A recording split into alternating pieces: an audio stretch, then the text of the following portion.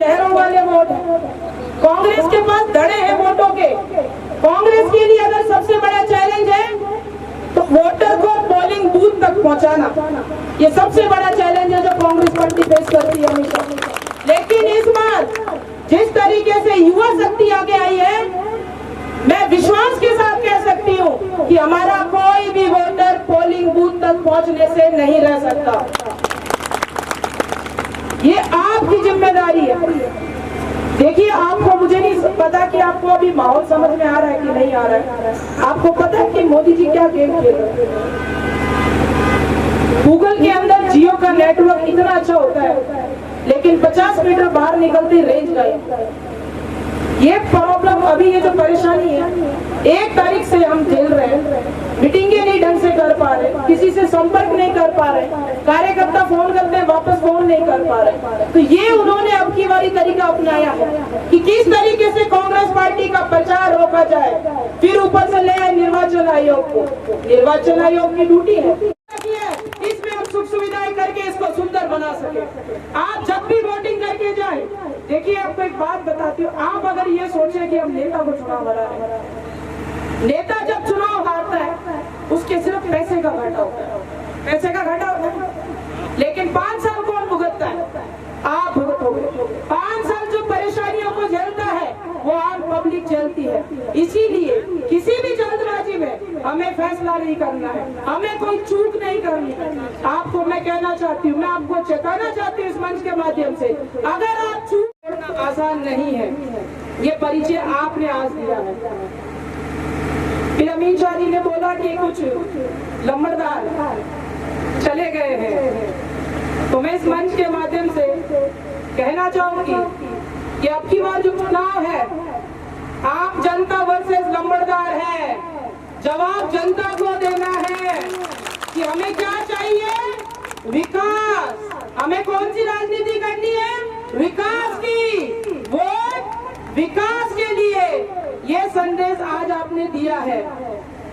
युवाओं को भी मैं कहना चाहती हूँ, और बड़ी खुशी की बात है, लास्ट जो चुनाव 2018 का हुआ उसमें युवा शक्ति इतनी एक्टिव नहीं थी, सक्रिय नहीं थी।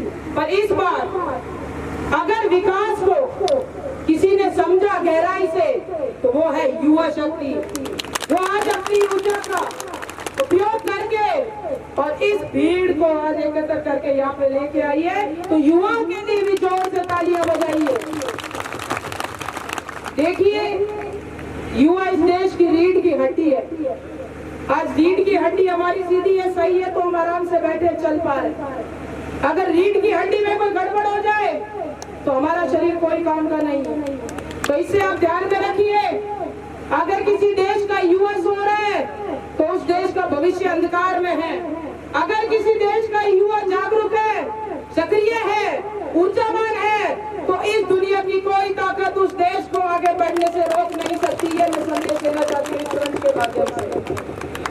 महिलाएं कम है, लेकिन फिर भी मैं कहूंगी कि महिलाओं को लेके आइए मीटिंगों में। अभी आई थी 50-100 महिलाएं, थोड़ी बहुत यहाँ बैठी है, बहन बेटियां चाची थोड़ी है, आनी चाहिए संख्या में। ये जागरूकता भी हमें लेके आनी है।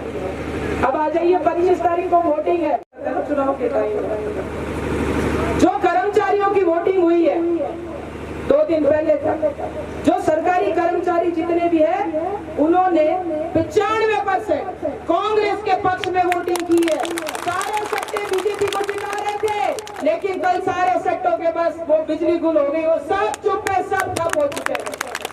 ये आप पता कर लेना, कहीं पे भी अपना कोई जानकार बैठा है तो। आज की तारीख में सट्टा बाजार बंद है, क्योंकि इतिहास में पहली बार हुआ है कि सट्टा बाजार कंफ्यूजन हो गया कि जब हम बीजेपी को जिता रहे हैं तो कांग्रेस वाले कैसे हावी हम पे हो रहे हैं। ये संदेश आपने दिया है।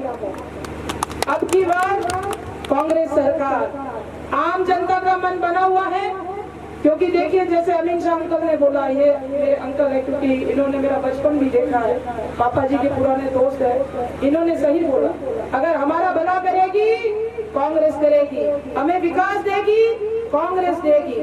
अब ये आप पे निर्भर है कि सही और गलत में आप फर्क कैसे करते हैं। एक तरफ है वो इंसान जिसको आपने 10 साल पहले दिए, जिसने क्षेत्र को खंडर बना